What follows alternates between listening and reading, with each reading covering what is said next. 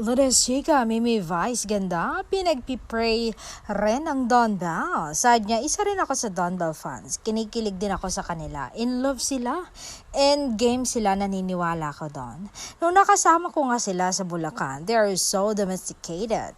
And talagang nakakasana all how Donnie is a boyfriend and how Belle is a GF.